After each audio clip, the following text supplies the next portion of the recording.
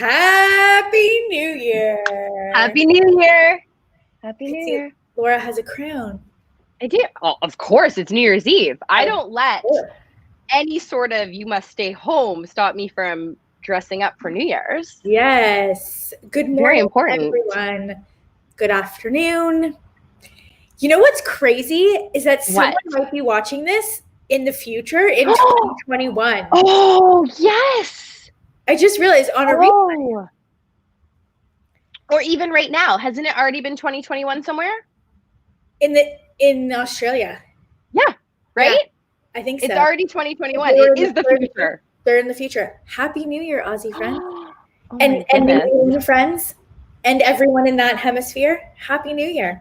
I remember that. When I lived in Australia in 2003-04.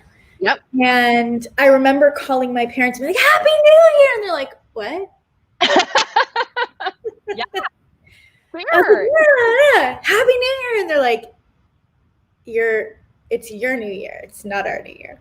Time zones are weird. Time zones are something, no matter how I tried it, my brain does not wrap around them properly, ever. Yeah. Time zones are phenomenal because even yesterday I was doing a podcast episode with someone. And so it was 7 p.m. on a Wednesday, but it was 8 a.m. on a Thursday for her. I can't. And I was just like, so how's Thursday for you? Like, I can't. It's like Back to the Future, mind-blowing. I can't. I cannot. Anyway, my brain does not work that way. Happy New Year, everyone. I don't want to say we made it to New Year's because I just feel like that's bad juju. Yeah. So we'll just say congratulations to us all. Yes, I love that. We'll turn it into a positive. We'll just say, well done, pat on the back, fist bump, congratulations to us all. Elbow hit, isn't that elbow hit? Noggin. Yeah, congratulations. Give yourself a well-deserved pat on the back because nobody else is going to. So, no, they will not. No. So there you go. And before we hit record, Laura and I were talking about the fact that this morning show, the fact that we've done well over 100 Facebook Lives now, came from the desire to go through this together as a community and to navigate it with you in real time. And we felt like the best way to be able to do that and to sort of share the truth of it all and hopefully bring some laughs and some humor. I think so. Like, just because we're also hot messes most of the time, specifically me. And, and we thrived through it. Yep. Even when thriving looked like crying in your bed. Yep. That's still thriving through it. So what we wanted to do today is we wanted to wrap up the Creating Space conversation by sharing some of our biggest lessons. And one of the things that I realized the other day, and I think we were talking about it, and I know I went into my 10K Success System Facebook group and shared this aha moment. It's like one of the things that,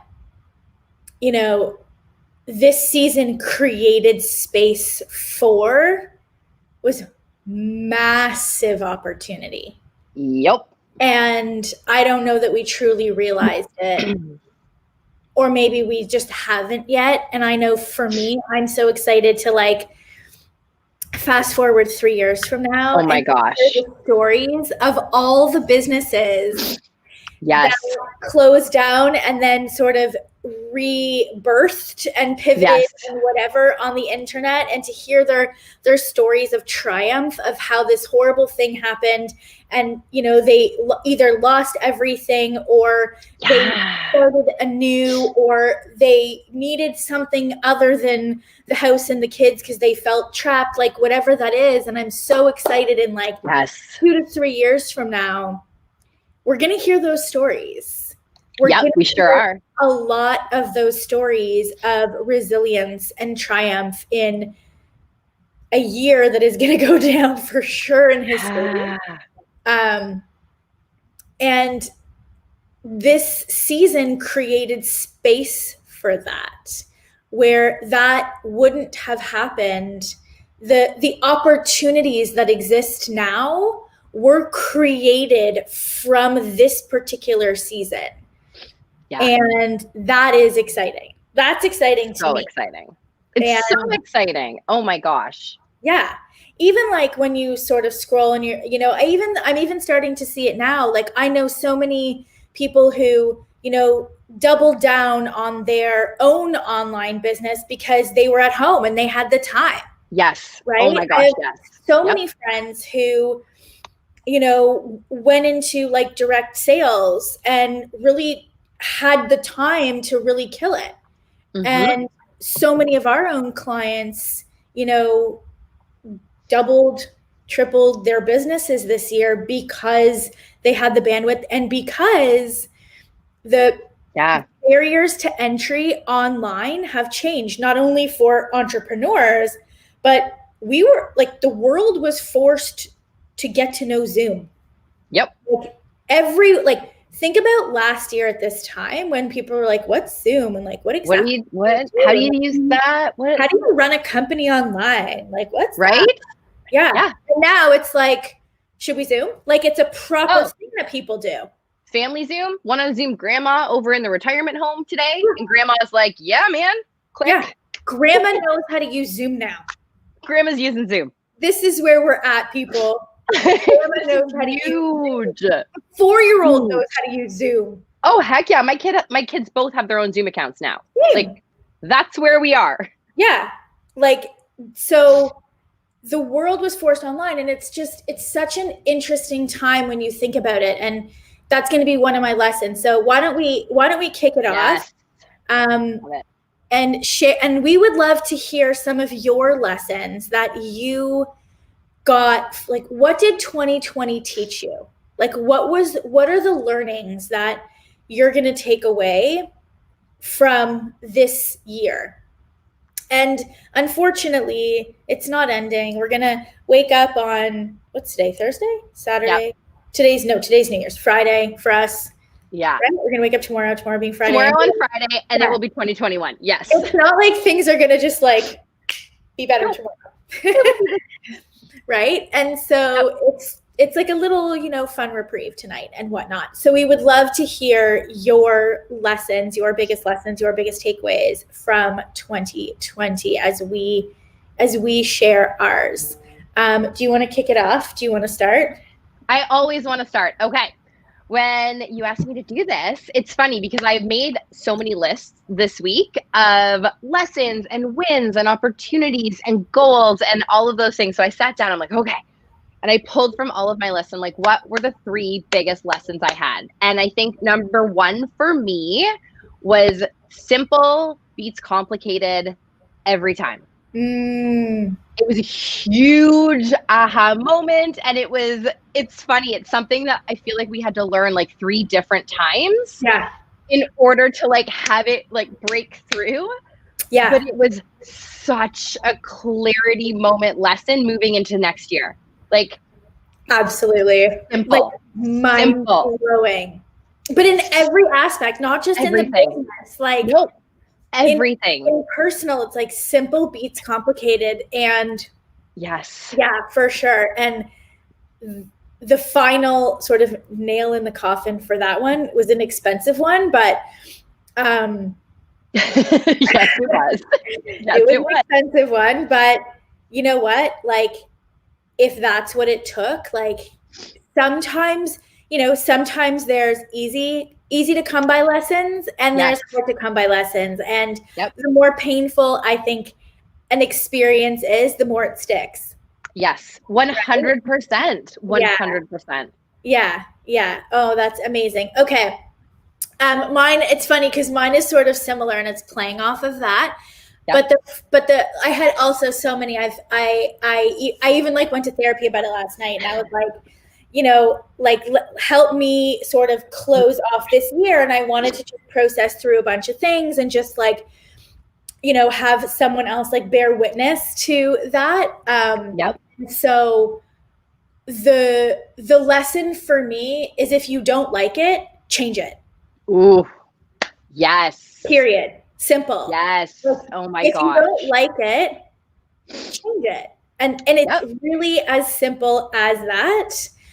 And it's funny because for me, my life motto is take the path of least resistance. Yes. And I can follow that most of the time, but it's interesting how we all get stuck in this way of thinking of I can't possibly, it doesn't occur to us that we can modify or change things. Yes. Even case in point, when I asked you about can we change the time of these lives? It didn't occur to me that was allowed. Yes. Because you had been doing it at 9-ish for this whole year. But my morning routine no longer is working for me.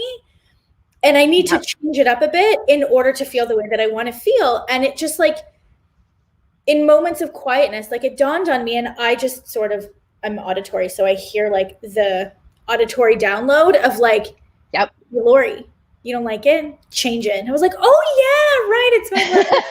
Change it. I can change your routine. Cool. Right? Yeah. And it's the same for the business. I make fast decisions, we execute quickly, and I change my mind just as fast. Because if it doesn't feel good, I'm not going to continue to do it just because. Yes. So, and I had to do that many times this year where I made a decision and we started to execute, and I was like, it's the right decision. Sometimes it's the right decision, but it's the wrong execution. Yes, totally. So if you don't like it, change it. Yep. If it doesn't, go ahead. It feeds back into, it can be simple. Simple is better than complicated. Our brains are wired to overcomplicate situations and to overthink and to go, oh, I couldn't possibly do that. That's too easy. What's the really hard, difficult way that we can come through this? Yeah. Or just change it. Just change it. Change it. It's really that simple. Okay, yours next. Okay. This one is huge for me, and it plays into where my natural strengths are anyways, but it was such a lesson because I am an eternal optimist. I will always focus on the good. But I think for me this year, it took it one step further. It was focus on what you can control. And I remember when this whole pandemic hit, we were together, we were in Collingwood, we were sitting there, and I think we've talked about this on the show before, but we were going, what do we even do? And it was let's just show up for our people. Let's show up for the community. Let's just help in whatever way we can help and control whatever we can control. And I think, we've gone through this entire year with that in mind. It's if we focus on all of the things going on that we literally have zero control over, zero control, let's be honest with each other, it would be really easy to just say it's too hard and there's too much and to just stay in bed all day, every day. But we focused on what we could control. And because we did that, we impacted a lot of people, a lot of people, and we helped a lot of people. And that feels really good. Yeah, absolutely. And that sort of parlays into mine. And we didn't plan this for it to be this way, by the way. But our lessons are basically the same. We're just saying it differently. Mine is same, but a little different. Mine is people over profit. And there's two lessons. Well, not really a lesson, but more of a gratitude, and then a lesson that came out of this.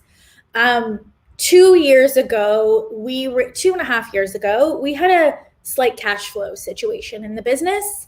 And that was a lesson that really opened my eyes to the necessity of having a financial runway, meaning that I wanted to have a minimum of 6 months operating expenses should the internet close, or, should, I don't know, something happen where I wasn't left in sort of financial dire straits with all of these people and a payroll and these mouths to feed and, being like, sorry, there's no money here. Like, that to me felt really irresponsible. And so we started working towards having this runway, which we obviously have accumulated over the last 2 years. And so when the season that we're in now hit, the first two things that happened were, we said, okay, where do we trim the fat? Like, where do we get rid of all of the unnecessary things? Because we didn't know. Like, yeah, I was thinking about it this morning and I was like, wow, like that was such a time of serious uncertainty. Like we weren't sure, like the world was on fire and like we weren't sure what was going to happen. And we immediately made a decision that we were going to give job security to the team. Yes. And that was a decision that we made like the day that the world shut down.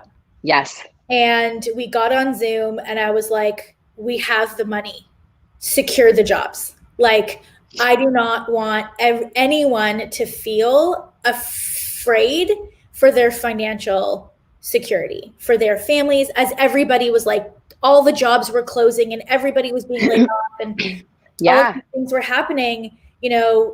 We had the runway, like we had the emergency fund to, and let me just explain what emergency fund is. Profit. It's my profit, right? It's the profit from the company. And so, and not to be like, oh my God, I'm such a good person. It's important to understand that your runway is also your profit.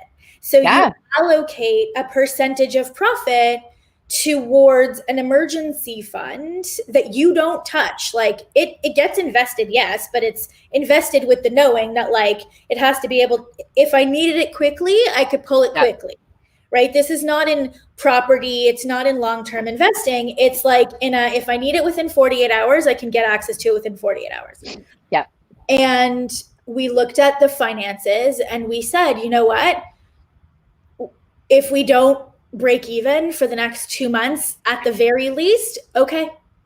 And it was a very simple decision because people over profit, because we knew that the team needed to feel safe and secure as a basic human need. Yes. In order to show up for the people that have put their faith and trust in us. So we put our faith and trust in the team so that the team could show up and do what they have been trained to do, so that the people who came to us to ask for mentorship and expertise, we didn't let them down. We didn't let you down. And it was like a very clear and intentional decision on our part. And we had to do that a couple times over the last couple of months. And there was 1 month, and this has never really happened to me, where we just, I think, broke even. Yep.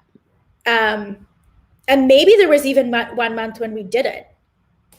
I think that happened, but I'm not sure. For sure.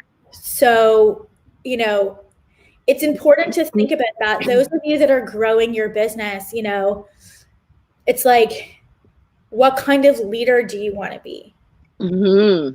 What kind of leader do you want to be? How do you want your team to feel? How do you want your clients to feel? It's all like rosy when it's the good times. Yeah, when the money's coming in. The good times and the money's coming in, and you're like, cool. Like, I'm off to the Bahamas. Let me buy my Rolex. Yes, like, cool. You know?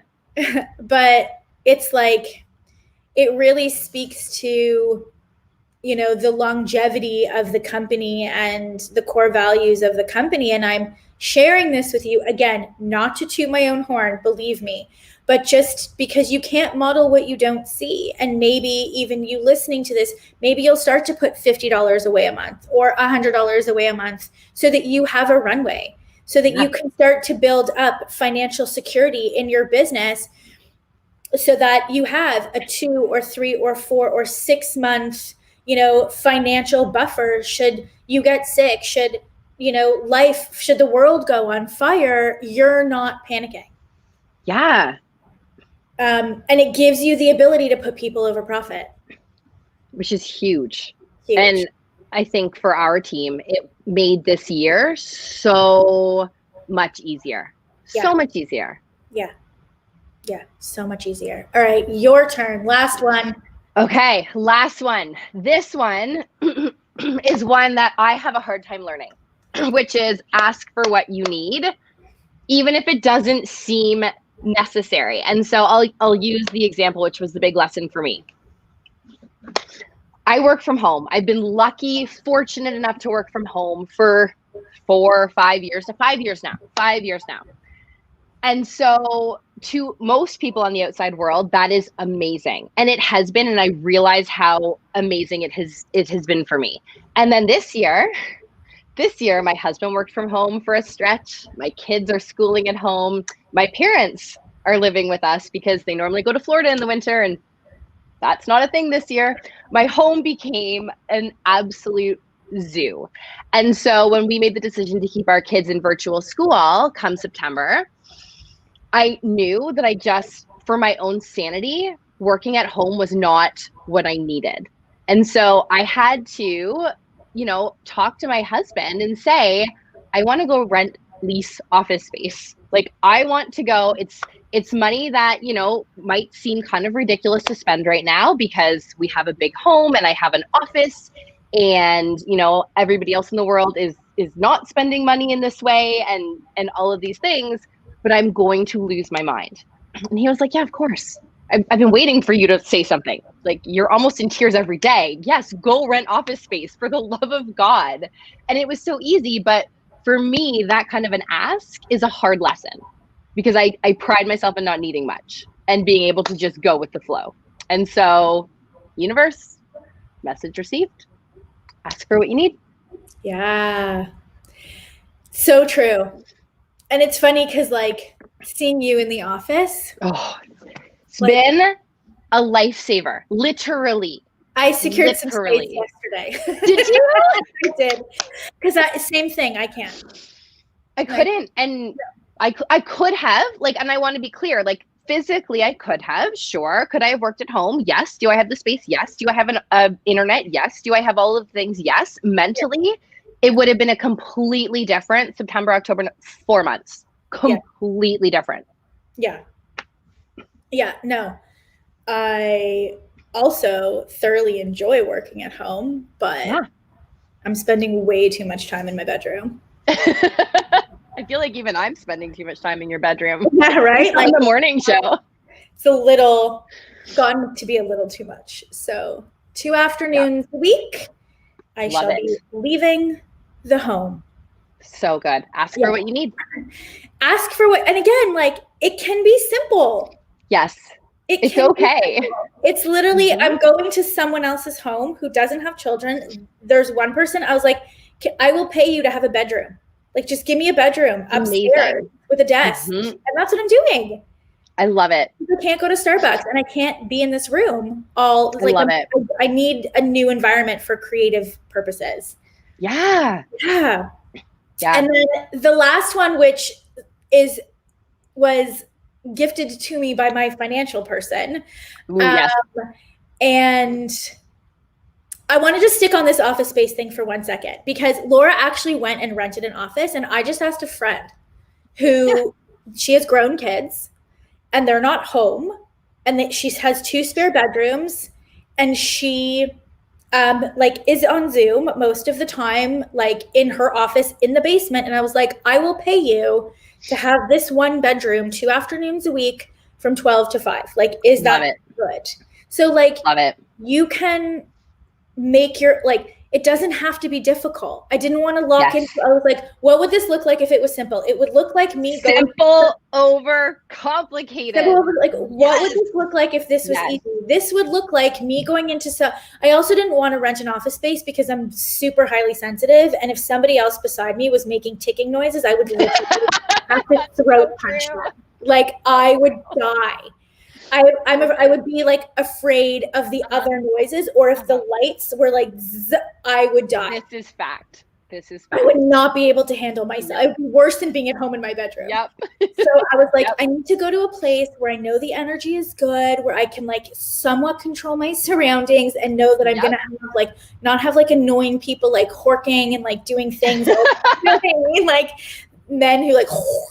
Oh gosh, stop. Yeah, but like that would be my fear, is I would have an office space beside someone who made throat noises. Yep, fair. Um, Solid. yeah. Ugh. So, anywho, if you need to get out, there's ways to do it, which doesn't require office space. You know? True. Anywho, all right, last lesson. And again, this was sort of gifted to me by my financial advisor, and it speaks to what we sort of opened up this conversation with in terms of opportunity. And he said something to me at the beginning, because I was panicking a little bit about the money that we have invested. And I was like, oh my God, like the stock market's going to crash. I'm going to like, you know, lose a lot of money. Like I worked so hard for this. And I had a moment of like, what if I lose it all? Like, Yeah. what if I lose all? And like, what if I lose it all? That's taken me like, you know, 5 years to build, a decade to build. And he said to me, Lori, we will never let a good disaster go to waste. And I was like, oh, Dean, you're a genius. Right. Yes. He's like, so open your mind. How do you leverage this? How can you leverage this? How can you leverage good. You have money? Okay, cool. So how are we not going to let this disaster go to waste? What else are you going to do? So I ended up buying property, right? Because it felt like a little bit of a secure, more secure, right? Yeah. I don't miss my very loud coworker since telework. I know. Like I would, like my nervous system would not be able to handle that at all. You know what? What? I think I'm the loud coworker, because I You talk to myself out loud all day. I know. You know what's funny is I can handle that because it's not like a harsh thing to the senses. Like I can put headphones on and drown that out. Yeah. Because it's not like, you know, when like someone sits and they like jingle their leg and it's like a clicking. Oh my gosh, yes. Like I know exactly what you mean. That's not the same as you externally processing every single thought that you have. Okay. Good to know.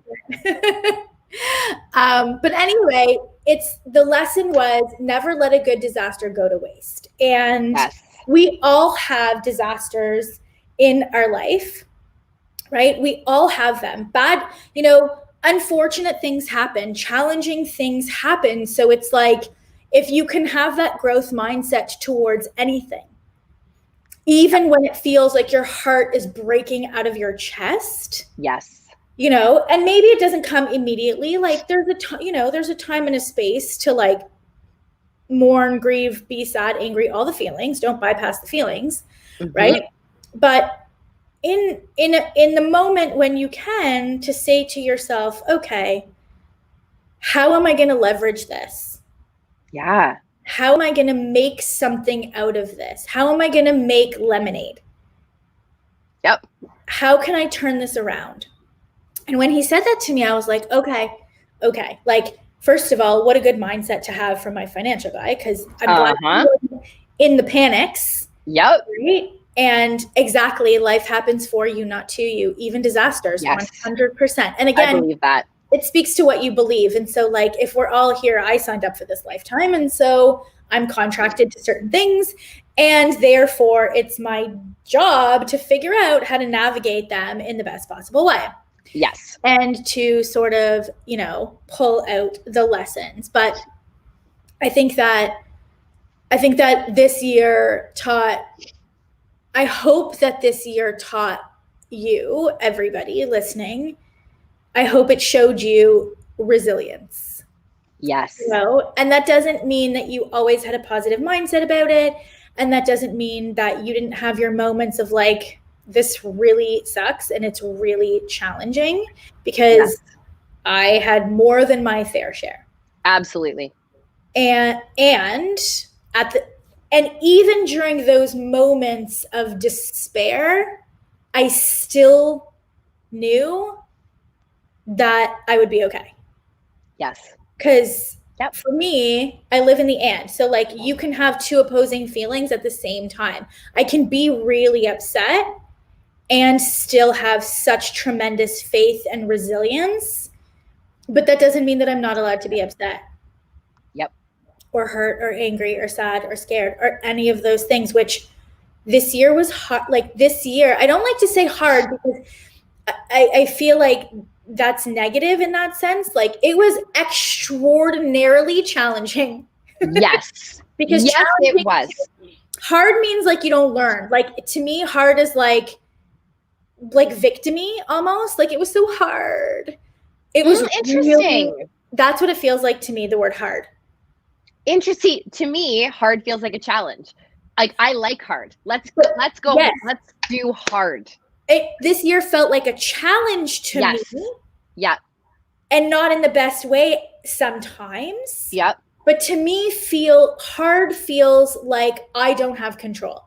Hard feels like, do you know what I mean? Like I do know what you mean. Hard feels like it's external and therefore I don't have I see that. Control to turn it around. Yep. Yeah. I see that. Yeah. I see that. That's interesting. To me, I agree. I agree with that. Yeah. Hard is like bad. Hard is bad and without like victimy, like without control. Yes. This year was so challenging. So challenging. So challenging in some ways that made me feel like I want to give up.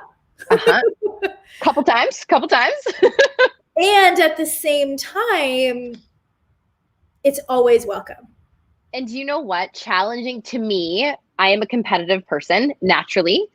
And challenging actually for me this year made me realize the wins more and celebrate the wins more and feel them more. Whereas in an easy year or an easy season, you almost don't. Like you don't because it doesn't even feel victorious almost because it was too easy.